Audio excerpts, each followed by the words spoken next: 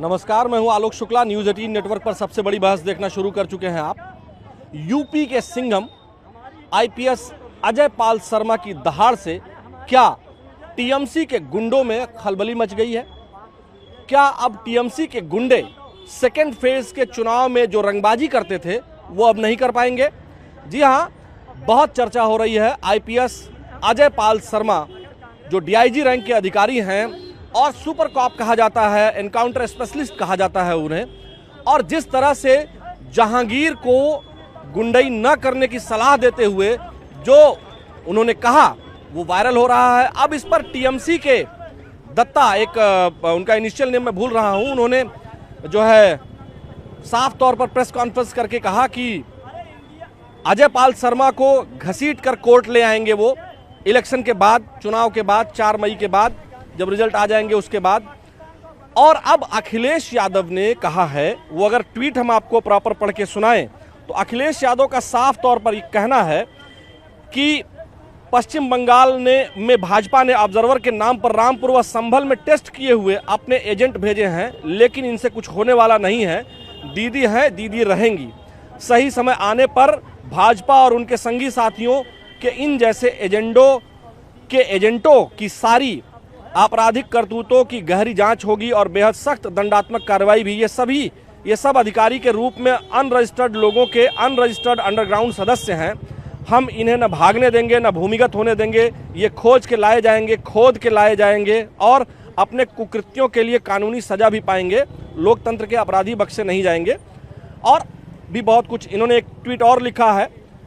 एक बात तो ये साफ है कि जिस तरह से भारतीय जनता पार्टी चुनाव लड़ रही है और जिस तरह से बंगाल की स्थितियां हैं, पहले चरण के चुनाव के बाद अमित शाह ने 110 सीटों का दावा किया। दूसरी तरफ दूसरे चरण के चुनाव में जहां ममता बनर्जी काफ़ी मजबूत मानी जाती हैं, वहां पर जो मतदाता नहीं निकलते थे, जो डर जाते थे, उनके डर को कम करने के लिए चुनाव आयोग ने केंद्रीय बलों को लगाया है, ऑब्जर्वर्स नियुक्त किए हैं। और अब यूपी के तेज तर्रार अधिकारी अजय पाल शर्मा के द्वारा इस तरह से कहा जाना, उसमें एक तरह से देखा जाए जो बंगाल की पृष्ठभूमि रही है, बहुत लोग ऐसा मानते हैं कि वो कोई गलत बात नहीं है, लेकिन कुछ लोग ये भी कहते हैं कि पुलिस को ऐसी भाषा का प्रयोग नहीं करना चाहिए। लेकिन क्या जहांगीर जो वहाँ टीएमसी के मेंबर हैं और इस समय चुनाव भी लड़ रहे हैं, क्या उनका इतिहास कोई जानता है? और अगर उनका इतिहास कोई जानता है तो ये जरूर जानेगा कि बंगाल में चुनावी हिंसा आम बात है, चुनाव के बाद हिंसा आम बात है। और उसी चुनावी हिंसा को रोकने के लिए चुनाव आयोग ने केंद्रीय बलों के साथ साथ मजबूत और इंटेलिजेंट अधिकारियों को, एनकाउंटर स्पेशलिस्ट अधिकारियों को ऑब्जर्वर के रूप में नियुक्त किया है। हम जनता के बीच में हैं। राय साहब, आपसे हम ये जानना चाहते हैं कि अखिलेश यादव जी ने जिस तरह की भाषा का प्रयोग किया है कि इनको खींच के लाया जाएगा, ये कमोबेश वही भाषा तो नहीं है जो टीएमसी ने प्रेस कॉन्फ्रेंस में कहा कि कोर्ट में घसीट कर लाएंगे? बहुत सारी बातें कहने के बाद उन्होंने कोर्ट का नाम लिया। तो आपको क्या लगता है, इस तरह की भाषा एक पुलिस अधिकारी के लिए ठीक है?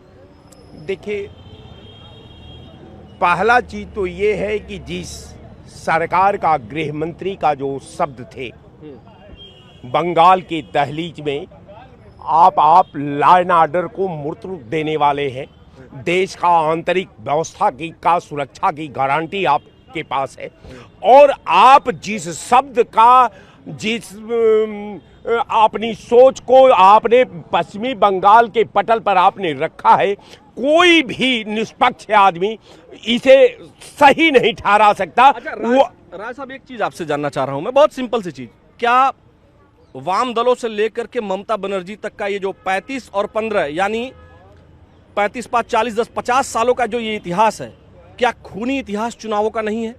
देखिए, कारण ये है कि केवल अगर खूनी इतिहास का अगर पृष्ठभूमि को आप खंगालेंगे तो कोई नियर अबाउट थोड़ा कम बेसी खून तो हर जगह हुआ है चुनावों में। लेकिन चुनावी हिंसा का जो स्तर पिछले 50 सालों की भारत के किसी भी अन्य राज्य से, मैं ये नहीं कह रहा हूं कि यूपी में अखिलेश जी की भी सरकार रही है, मायावती जी की भी सरकार रही है, इसके पहले मुलायम सिंह यादव जी चीफ मिनिस्टर रहे हैं, राजनाथ सिंह चीफ मिनिस्टर रहे हैं, कल्याण सिंह जी चीफ मिनिस्टर रहे हैं, लेकिन चुनावी हिंसा जिस स्तर पर बंगाल में पिछले 50 सालों में देखने को मिली है, 35 साल वाम दलों की सरकार में और 15 साल इसमें, चुनावी हिंसा इस बार 50 सालों के इतिहास में सबसे कम हिंसा नहीं हुई है, आप मानते हैं कि नहीं मानते? देखिए, बिल्कुल जहां प्रशासन सख्त है, जहां प्रशासन जो है लोकतंत्र के निर्णायक भूमिका निभाने पर अब कटिबद्ध है, वहां निश्चित तौर पर मैं मानता हूं कि चाहे सरकार उसको बदले से प्रेरित होकर के वो व्यवस्था वहां मुहैया कराई हो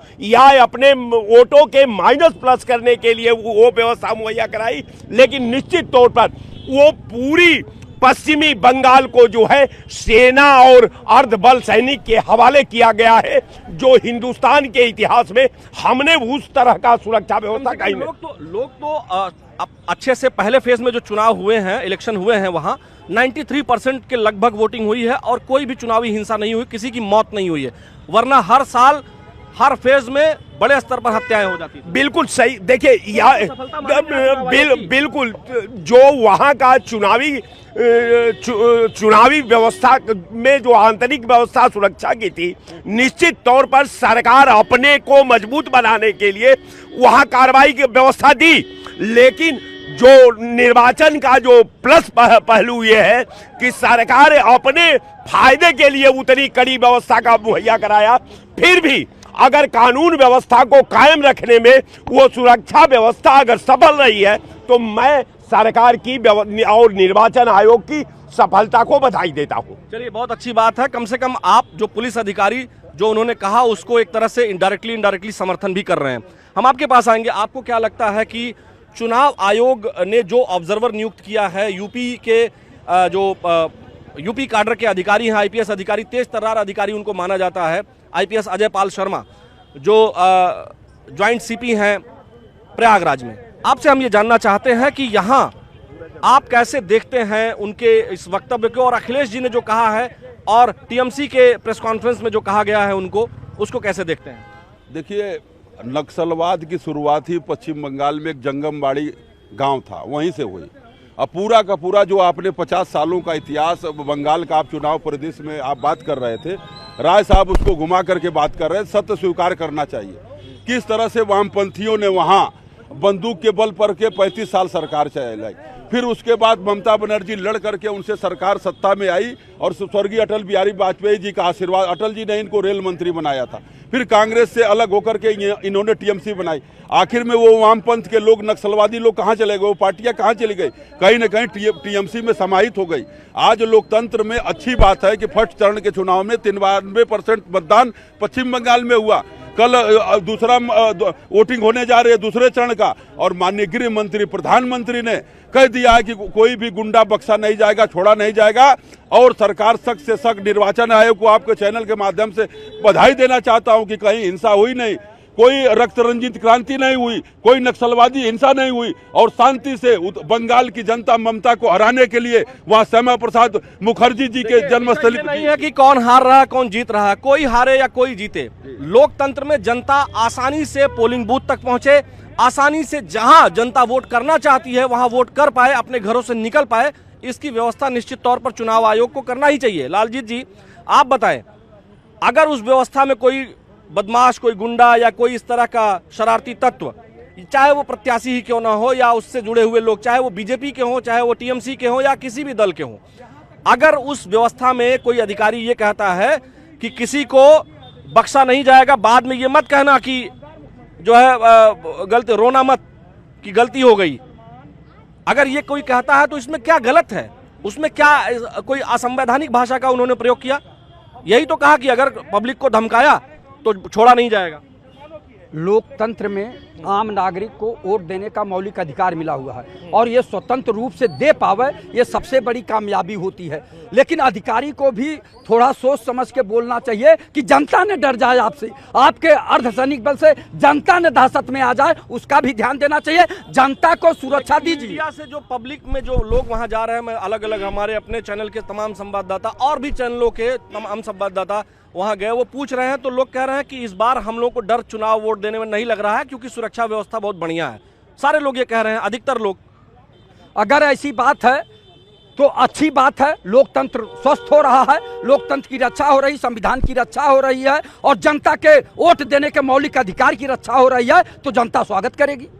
आपको क्या लगता है कि अखिलेश जी हो या टीएमसी का जो प्रेस कॉन्फ्रेंस हो या अखिलेश जी का प्रेस कॉन्फ्रेंस और उनका ट्वीट, क्या किसी अधिकारी को इस तरह से कहना कि ये बीजेपी के एजेंडों पर चलने वाले एजेंट हैं, इनको बख्शा नहीं जाएगा? जो भाषा टीएमसी बोलती है वहां प्रेस कॉन्फ्रेंस में, वही language social media site x पर अखिलेश जी के ट्विटर हैंडल से, एक्स हैंडल से लिखा जाता है और प्रेस कॉन्फ्रेंस में भी ये कहते हैं।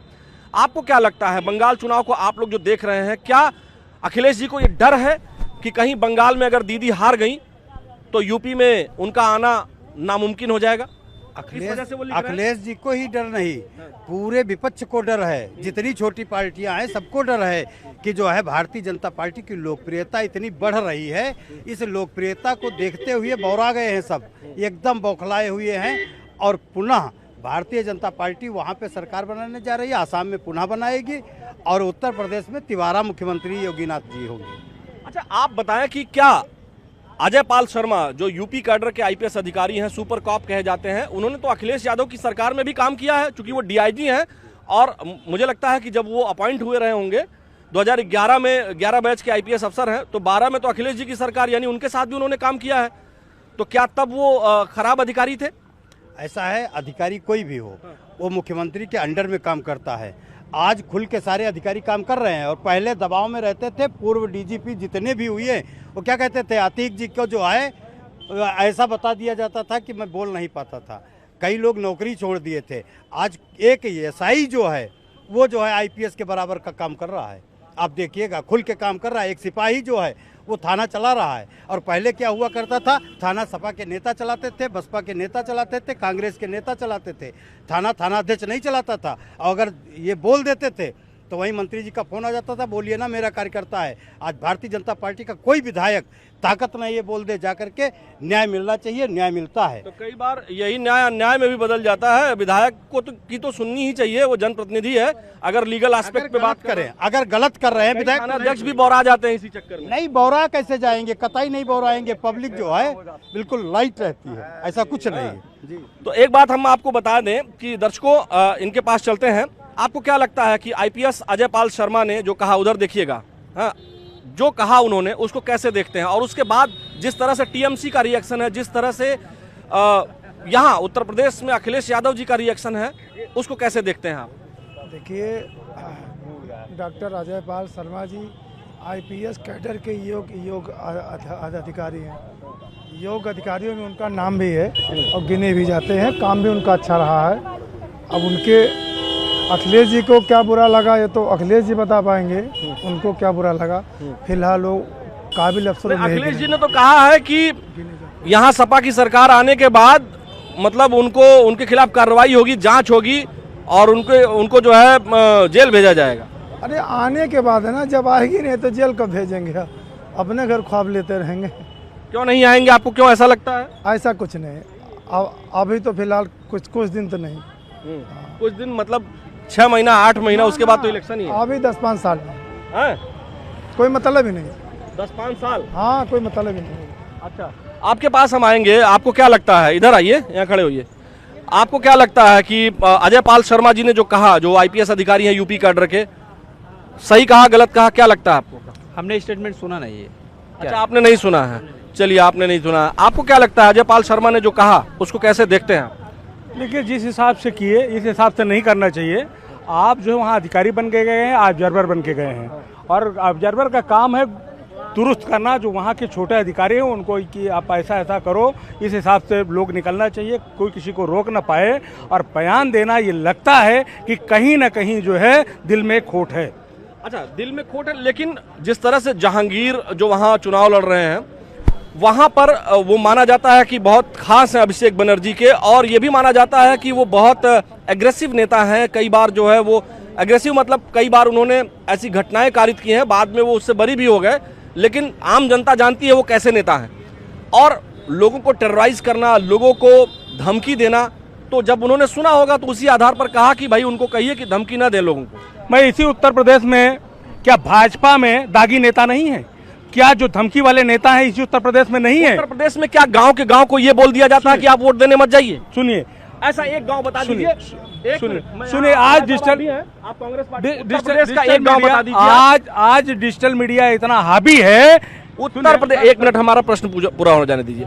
आप उत्तर प्रदेश का एक भी कोई ऐसा गांव मजरा बता दीजिए जिसको कोई भी किसी भी पार्टी का, भाजपा, सपा, बसपा, कांग्रेस या किसी भी दल का कोई एक नेता कह दे कि तुम वोट देने मत जाना और वो पूरा गांव वोट न दे। क्या बंगाल में कहा गया कुछ ऐसा सबूत है? नहीं, सबूत तो है ही, बहुत सारे जगहों पर बंगाल नहीं है। डिजिटल मीडिया में हो तो उसको चलाया जाए और उसको सजा दी जाए। देखिए यहाँ होता क्या है, आम जनता जो है जेल में चली जाए तो उसके जो पेमेंट बंद, उसको सजा हो जाए, सब कुछ हो जाए, लेकिन नेता जेल में रह के चुनाव लड़े और उसकी पेमेंट चालू रहेगी, उसकी पेंशन चालू रहेगी। आपकी ये बात बिल्कुल सही है कि नेताओं के साथ, देखिए आपकी, रुक जाइए, आपकी ये बात बिल्कुल सही है कि नेताओं को हमारे देश में कुछ एडवांटेजेस हैं, वो सभी पार्टियों के नेताओं के हैं। एक बार कोई सांसद हो गया तो आराम से पेंशन ले रहा है ना। वहीं तमाम कर्मचारियों की पेंशन बंद हो जाती है या नहीं मिलती है पेंशन। ये सब बातें हैं, बहुत सारी बातें हैं जो पब्लिक डोमेन में कहनी चाहिए, लेकिन बंगाल का चुनावी हिंसा का इतिहास है और इस बार पहले फेज में चुनावी हिंसा नहीं हुई। सफलता मानते हैं कि नहीं है? नहीं, देखिए ये तो बहुत अच्छी बात है, सफलता है कहीं ना कहीं, लेकिन 92% जो है, लगभग 91-92% जो है वोट पड़ना, देखिए वोट भी पड़ना कहीं ना कहीं दाल में काला है। इतना वोट कहीं पड़ा नहीं आज तक, तो कहीं ना कहीं उसमें देखिए कहीं ना कहीं उसमें भी काला है। नहीं, आपके देश में केरल में भी पड़ जाता है, बहुत सारे ऐसे राज्य हैं। अरे आप बताएं राय साहब, कितनी सफलता मानते हैं? मैं इनकी बात सुन लिया। क्या उत्तर प्रदेश में, बिहार जिसको बहुत लोग पिछड़ा मानते हैं, इस तरह की चुनावी हिंसा होती है जिस तरह का बंगाल का इतिहास है? देखिए बंगाल का, ईमानदारी से बताइए। देखिए बंगाल का, बिहार का, उत्तर प्रदेश का, हर प्रदेशों का अलग अलग समीकरण है। वहाँ हर तरह के अपराधियों का अलग अलग अपराध करने का तरीका अलग। जो काडर बेस बातें होती हैं, पहले हम लोग भी सुनते थे।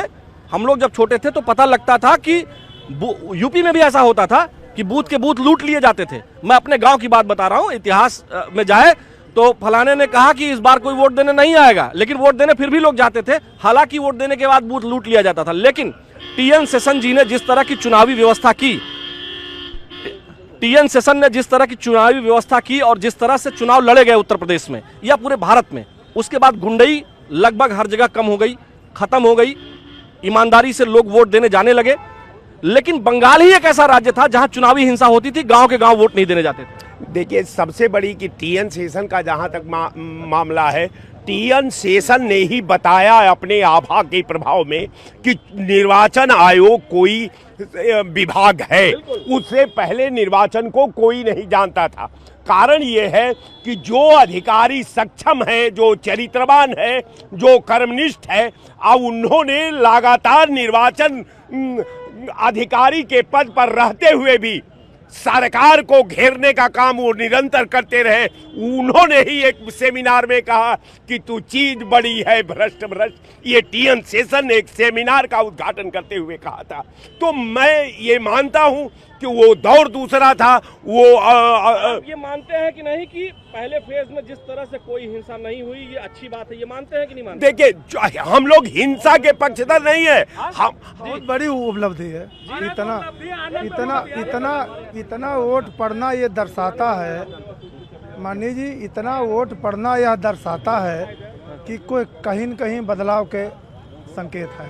आप ये कहना चाह रहे हैं कि 2011 का एग्जाम्पल लेते हुए उस समय भी वोटिंग बढ़ी थी? क्योंकि ऐसा लग रहा है कि ममता दीदी से लोग ऊब चुके थे, बदलाव वो चाह रहे हैं। चलिए एक फाइनल कमेंट आपसे लेंगे और आपसे दोनों लोग, चुनावी हिंसा कम होना ये सफलता है या असफलता?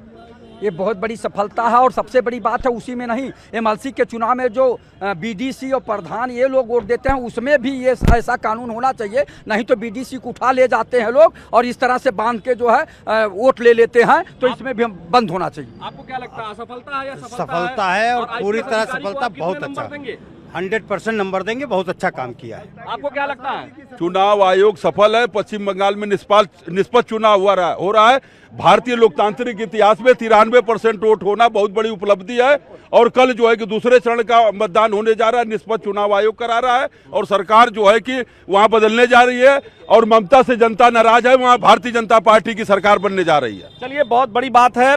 लगातार जिस तरह से बंगाल में, पश्चिम बंगाल में जिस तरह से चुनावी हिंसा पर रोक पहले फेज में दिखाई दी, अगर दूसरे फेज में भी हिंसा नहीं होती है तो वाकई में पिछले 50 सालों में ये बहुत बड़ी सफलता है कि कोई बड़ी हिंसा की घटना पश्चिम बंगाल के चुनाव में नहीं हुई। कल का चुनाव ये डिसाइड कर देगा कि वाकई में क्या पश्चिम बंगाल बदलाव की बयार के साथ खुली हवा में लोगों को लोकतांत्रिक सांस लेने की आजादी दे रहा है।